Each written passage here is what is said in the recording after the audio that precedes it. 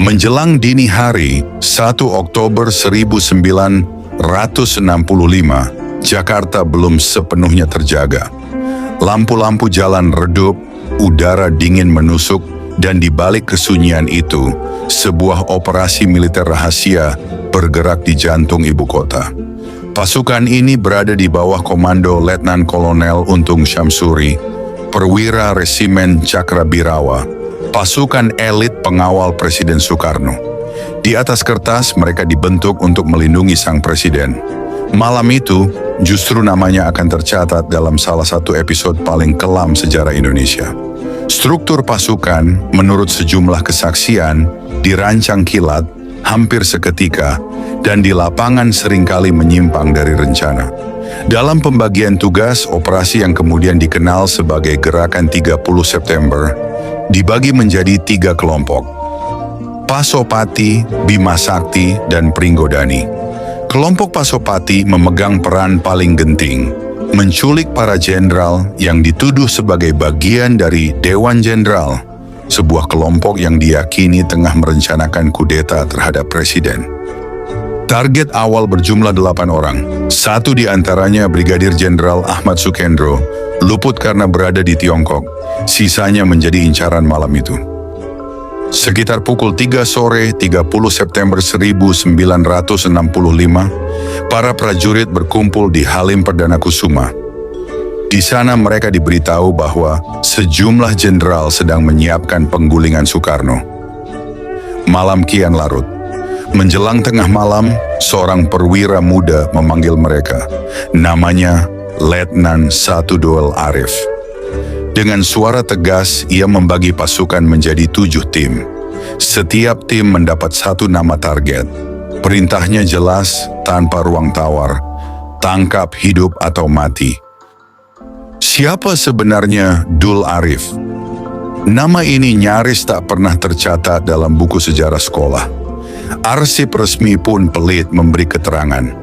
Hanya secuil kabar menyebut ia berasal dari keturunan Madura, menempuh pendidikan militer sejak muda, dan pernah tergabung dalam Batalion Anjing Laut di Bondowoso, Divisi Brawijaya.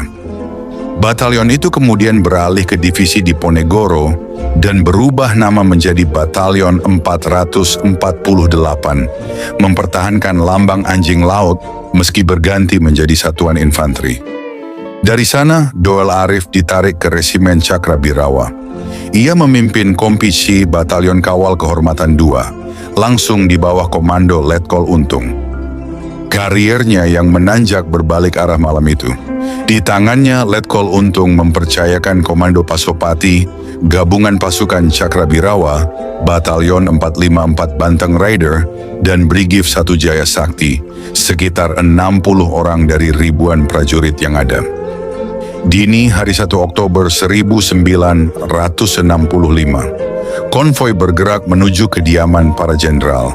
Sersan Mayor Bungkus, salah satu anak buah Dul Arif, berada di tim yang menuju rumah Jenderal M.T. Haryono. Namun apa yang dimaksudkan sebagai penangkapan berubah menjadi kekerasan. Di rumah masing-masing, Jenderal Ahmad Yani, Majen M.T. Haryono, dan Brigjen D.I. Panjaitan tewas di tempat. 3 lainnya, Soprapto, S. Parman, dan Sutoyo, ditangkap hidup-hidup. Target terbesar, Jenderal Abdul Haris Nasution, berhasil lolos meski tertembak di kaki. Pelarian itu dibayar mahal. Putrinya yang masih kecil, Ade Irma Suryani, tertembak dan gugur. Ajudannya, Letnan 1 Pierre Andreas Tendean, diseret pergi karena dikira sang jenderal. Bahkan seorang polisi yang menjaga rumah tetangga ikut menjadi korban. Para korban hidup atau mati digiring ke lubang buaya. Di sana ketegangan dan kebingungan berpadu.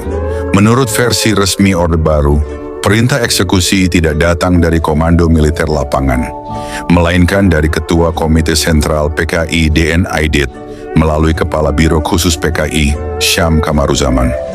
Tubuh para jenderal kemudian dibuang ke sumur tua, penutup tragis sebuah malam berdarah. Pagi itu, 1 Oktober 1965, Operasi G30S runtuh di bawah tekanan pasukan yang dipimpin Majen Soeharto. Dul Arif memerintahkan pasukannya mundur ke timur menuju markas batalion 454 di Srondol, Semarang. Dalam perjalanan mereka singgah di Cirebon untuk mencari makanan, langkah kecil yang justru menjadi kesalahan fatal. Keberadaan mereka terdeteksi dan pengejaran dimulai. Di tengah pelarian, Dul Arif memisahkan diri dari pasukannya. Setelah itu ia lenyap dari catatan resmi. Ada yang mengatakan ia tertangkap dan tewas ditembak di Jawa Tengah. Versi lain berbisik bahwa ia lolos, bahkan mungkin dilindungi oleh tokoh intelijen Orde Baru Ali Murtopo. Tak ada satupun foto asli Dul Arif yang pernah dipublikasikan. Wajahnya hanya hidup dalam film pengkhianatan G30S per KI. Ia adalah tokoh kunci yang berada di jantung operasi, namun kisah hidupnya terhapus di tepi sejarah. Apakah ia mati dalam pelarian atau hidup dalam bayang-bayang kekuasaan? Tak ada yang benar-benar tahu. Yang pasti, malam ketika ia memimpin pasukan Pasopati akan selalu dikenang sebagai malam yang mengubah wajah Indonesia selamanya. Benedict Richard O'Gorman Anderson bersama Ruth McVeigh pernah menemukan indikasi bahwa eksekutor lapangan Cakrabirawa yang menculik para jenderal pada peristiwa 30 September 1965 berasal dari komunitas Madura. Menariknya, sebagian dari mereka telah dikenal Ali Murtopo, intelijen dekat Soeharto, sejak tahun 1950-an. Salah satu saksi hidupnya adalah Boeng Koes, mantan bintara Cakrabirawa berdarah Madura yang pernah bertugas menjemput Mayor Jenderal M.T. Haryono, Deputi 3 Menteri Panglima Angkatan Darat. Saat ditemui Tempo di rumah anaknya di Besuki, Situbondo, lelaki berusia 82 tahun itu terbaring lemah di atas dipan besi, lumpuh karena stroke. Sejak mendapat gerasi dari Presiden B.J. Habibie pada 25 Maret 1999, ia tinggal di kampung halamannya, menghabiskan hari dengan merawat ayam, menanam pisang, dan menyanyi lagu keroncong. Dalam wawancara dengan Tempo usai bebas dari LP Cipinang pada 1999, Bungkus menceritakan kronologi keterlibatannya. Pada 30 September 1965 sore, dalam pengarahan ia diberitahu bahwa ada kelompok jenderal yang akan mengkudeta Presiden Soekarno yang disebut Dewan Jenderal. Ia mengira aksi akan dilakukan setelah 5 Oktober. Namun dini hari 1 Oktober, pasukannya dipimpin Dul Arif kembali ke Halim. Komandan pasukan memberi daftar sasaran. Serma Bungkus mendapat tugas menculik M.T. Haryono. Di rumah sang jenderal, Serma Bungkus menembak setelah melihat bayangan putih bergerak. Peluru dari senapan Thompson menembus tubuh Haryono. Jenazah kemudian diserahkan kepada Dul Arif di Lubang Buaya. Pengakuan Serma Bungkus ini menarik perhatian Ben Anderson. Pada 2002, Ben datang ke Besuki untuk menemuinya, lalu menulis makalah 61 halaman berjudul The World of Sergeant Mayor Bungkus.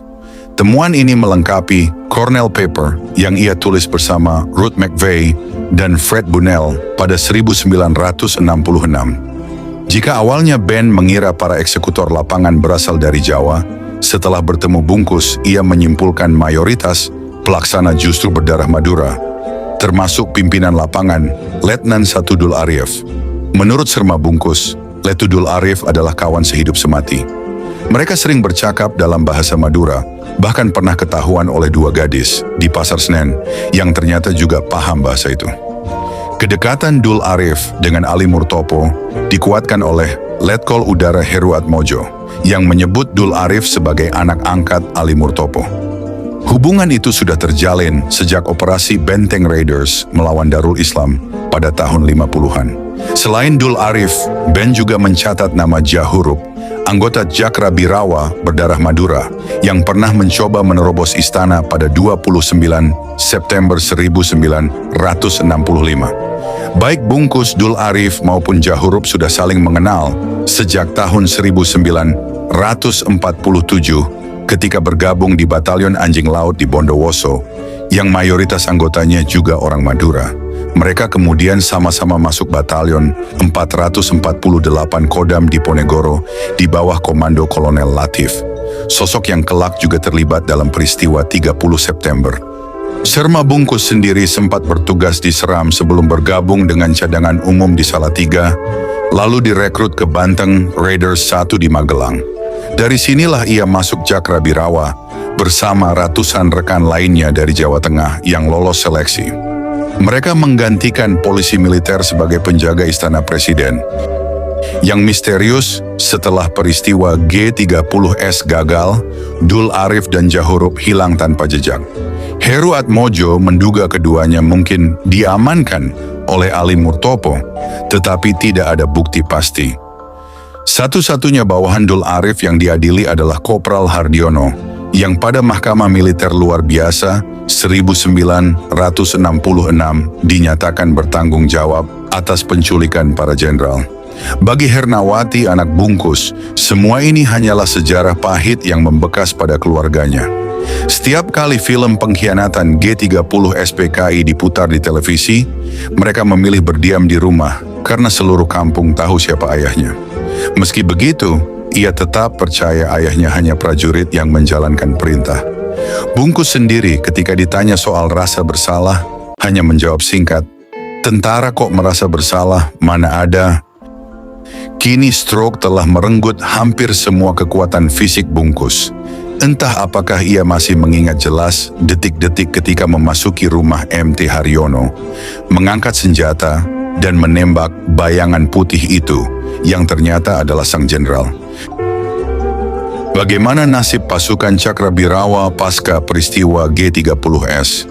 Keterlibatan pasukan Cakrabirawa dalam peristiwa G30S tahun 1965 sesungguhnya hanyalah bayangan dari kenyataan. Sebagian kecil saja anggota resimen yang benar-benar terlibat. Mayoritas prajurit bahkan baru mendengar kabar penculikan para jenderal itu setelah semuanya terjadi. Namun di mata publik, fakta bahwa satuan pengawal pribadi presiden ikut terseret, meski hanya secuil, cukup untuk mengguncang kepercayaan. Desas-desus pun bergulir cepat, menyusup ke warung kopi, lorong pasar, dan meja-meja rapat para politisi. Bagi lawan-lawan politik Soekarno, ini adalah amunisi emas. Narasi bahwa G30S berasal dari lingkaran terdekat sang presiden segera dipopulerkan, memantik gelombang tuntutan agar resimen Cakrabirawa dibubarkan. Sejak itu, arah sejarah berbelok tajam. Saat Soekarno perlahan tersingkir dari tampuk kekuasaan, Cakrabirawa kehilangan tamengnya. Tahun 1967, lewat keputusan resmi, resimen itu dibubarkan. Sebagian anggotanya dialihkan ke pasukan pengawal presiden yang baru, Cikal Bakal Pas Pampres. Sementara mereka yang dianggap terlibat G30S menghadapi akhir yang tragis. Dari sel pengap dengan hukuman seumur hidup hingga derap langkah menuju regu tembak. Dari pasukan kebanggaan istana, Cakrabirawa menjelma simbol dari salah satu bab tergelap sejarah negeri. Untuk prajurit seperti Dul Arif, lembar terakhir hidupnya berakhir di bawah moncong senjata. Bagi yang selamat, nama Cakrabirawa tetap menjadi bayang-bayang yang melekat di pundak. Bukan lagi sekadar lambang pengabdian, tetapi juga peringatan betapa rapuh garis antara kesetiaan dan pusaran politik. Resimen Cakrabirawa dibentuk pada 6 Juni 1962 oleh Presiden Soekarno. Keputusan ini lahir dari gejolak awal 1960-an, masa ketika Republik Muda ini penuh dengan ancaman. Bung Karno bukan hanya memimpin negara, ia juga menjadi sasaran. Sejak dekade 1950-an, keselamatannya berkali-kali terancam. Mulai dari percobaan pembunuhan di Cikini 1957, peledakan granat di istana, hingga ancaman bersenjata di berbagai daerah. Sebelum Cakrabirawa, pengamanan presiden berada di tangan Detasmen Kawal Pribadi, DKP, di bawah Kodam 5 Jaya. Namun bagi Soekarno, DKP dinilai kurang memadai untuk menghadapi ancaman yang bersifat nasional. Ia menginginkan pasukan pengawal yang terintegrasi, disiplin, dan setia tanpa keraguan. Pasukan yang diambil dari prajurit terbaik 4 matra, TNI Angkatan Darat, TNI Angkatan Laut, TNI Angkatan Udara, dan Kepolisian. Nama Cakrabirawa berasal dari gabungan 2 kata dalam mitologi Hindu. Cakra, senjata pusaka Dewa Wisnu, dan Birawa, yang berarti mengerikan atau dahsyat. Secara keseluruhan, Cakrabirawa bermakna cakra yang mengerikan, dahsyat, melambangkan kekuatan penghancur yang tak tertandingi. Simbol ini mencerminkan kekuatan, kesetiaan, dan kewaspadaan, sekaligus memberi aura mistis pada satuan yang mengembannya. Resimen Cakrabirawa terbagi menjadi 4 batalion utama. Batalion 1, unsur Angkatan Darat, pengamanan langsung Presiden dan Istana, dipimpin Letkol Untung Syamsuri menjelang 1965. Batalion 2, unsur Angkatan Laut. Batalion 3, unsur Angkatan Udara. Batalion 4, unsur Kepolisian. Selain itu terdapat satuan intelijen, pengawalan kendaraan, dan pengamanan jarak dekat. Mereka tak hanya menjaga istana, tetapi juga mengawal presiden dalam setiap perjalanan, baik di dalam negeri maupun ke luar negeri. Dalam pandangan rakyat kala itu, Cakrabirawa adalah prajurit pilihan, berpakaian rapi, berbaris tegap, dan terikat sumpah setia kepada presiden. Namun sejarah seringkali berbelok di tikungan yang tak terduga. Dari simbol kemegahan kekuasaan, Cakrabirawa terhempas oleh badai politik 1965. Nama yang dulu harum kini tersimpan di arsip sejarah, diingat sekaligus diperdebatkan antara kebanggaan dan tragedi. Begitu pula nasib Dul Arif.